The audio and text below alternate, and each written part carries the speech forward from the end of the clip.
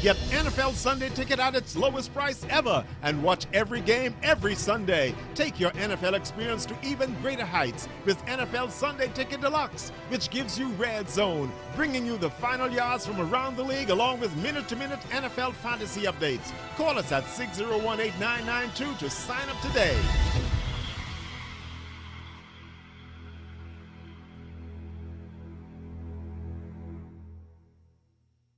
Prime Minister Perry Christie challenges the United Nations General Assembly to help preserve financial service-based economies like the Bahamas. We firmly believe that offshore financial services can be responsibly operated and regulated. A woman stabbed 40 times lives to tell her story of survival as the crisis center works to spread a message of peace. An unusually slow hurricane season this year will tell you why, and just how close the College of the Bahamas is to achieving university status. We've got those stories and much more tonight. I'm Christina McNeil, and this is MB12 Weekend.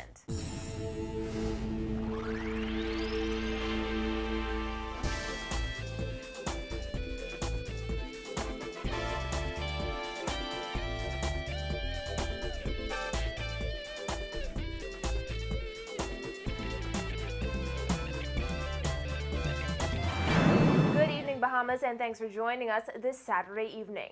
The destruction of offshore financial service economies will destabilize the countries that depend on those industries for their livelihood, according to Prime Minister Perry Christie. Speaking at the United Nations General Assembly in New York, Christie also challenged the body to take the lead in developing and refining mechanisms for the governance of the offshore financial services sector, as the efforts of more developed countries has the potential to cripple, even destroy small financial service-based economies, especially in the Caribbean. To destroy this sector in the Caribbean would effectively cause tens of thousands of newly empowered middle-class citizens to slip back into poverty or to migrate to the developed world. Mr. President, the middle class of which I speak constitutes the anchor of social stability for countries in our region. Take that away, and social destabilization emerges as a risk of the most ominous kind. We firmly believe that offshore financial services can be responsibly operated and regulated. We believe that the sector represents true tax competition, and in the great majority of cases, it affords an honest opportunity for families and individuals alike to protect their privacy while accumulating lawfully earned capital for themselves and future generations. The financial services sector is one of the major engines of the Bahamian economy. Under current regulatory regimes, Christie says the Bahamas finds itself, like some of its regional counterparts, at the mercy of what he called the aggression of developed countries. Some have used their power either unilaterally or in small groups of high-powered nations to impose their will, arguing that there is something fundamentally immoral, something intrinsically sinister about the accumulation of wealth in offshore jurisdictions. Christie rejected that premise, pointing out that the anti-money laundering and anti-terrorism funding regulatory regimes of many financial service-based economies are far more effective than those corresponding regimes in the same countries that are leading the charge against those developing countries. Christie added that if the economies are destabilized by a crackdown on the financial services sector, the developed world may find itself having solved one problem while creating an infinitely bigger one. Shifting gears now, Indira Thompson is not your average 25-year-old. She's the mother of an active 3-year-old, a published author, and a survivor of abuse. Thompson says as a young woman, she found herself trapped in an abusive relationship, and when she made the choice to leave, she nearly lost her life.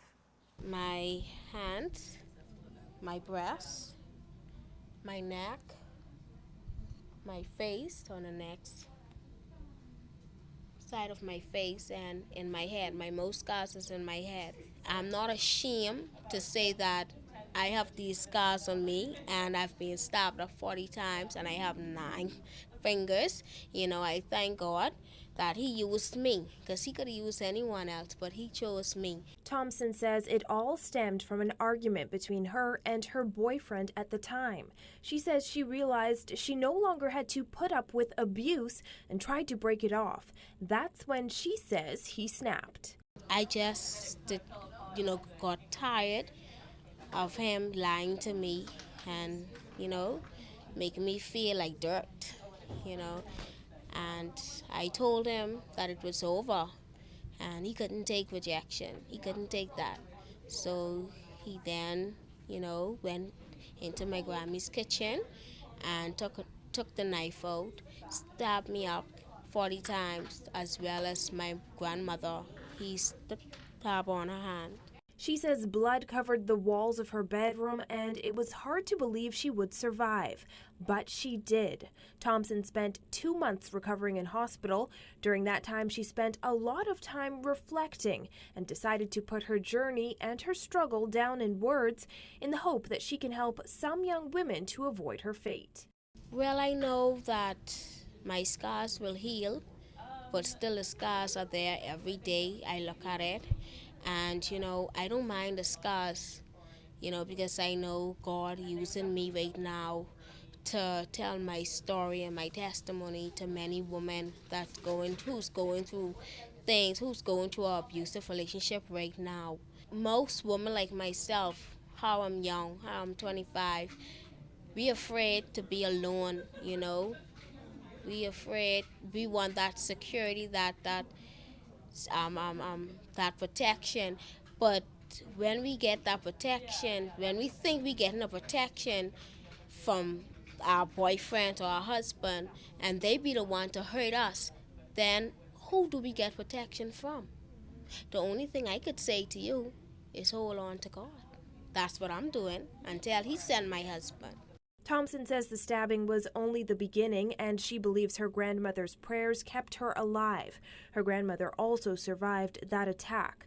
Now Thompson's book, Miracles and Forgiveness, is available at 100% Bible Bookstore at the mall at Marathon, Chapter 1 Bookstore, and online at Amazon. Well, one case of abuse is one too many, according to Bahamas Crisis Center officials. Volunteers joined efforts with the Bain and Grantstown Urban Renewal Center today to spread a message of peace throughout the Bain and Grantstown community.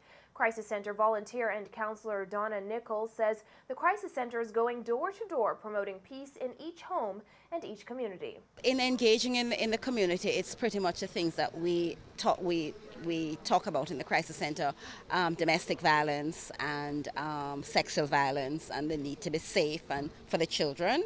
If there's one person, one woman, one child, one girl, a man, a boy who is either physically or emotionally or sexually abused, that's one too many.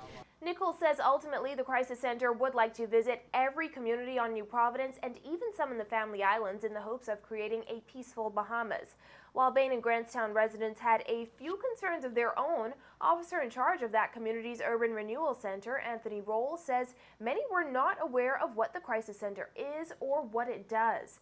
That's where volunteers use the opportunity to educate residents. A lot of people, even in New Providence, Judge Banton alone doesn't know what the Crisis Center is all about, doesn't know some of the amenities that they do, what they represent. So it's good that they would come out and sensitize the people in the Bain and Grantstown community on what they do. We offer various services in terms of females and males who are going through various situations with abuse in the home or even on the job, bullying in the schools, bullying in the home, wherever. And we try to assist persons with homes if we can.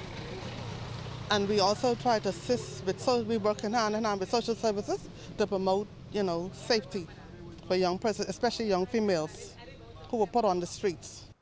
42 murders so far in 2013. It's a staggering number, but one that officials at social outreach programs recognize as only a fraction of the number of Bahamians affected by murder and homicide in the country. Founder of the Family People Helping People program, Dr. David Allen, says the actual reach of those affected is far greater, thus the need for a social intervention program to stop the hurt and social fragmentation of Bahamian society. Every time a person is murdered, each Bahamian has a social file of about 100 people.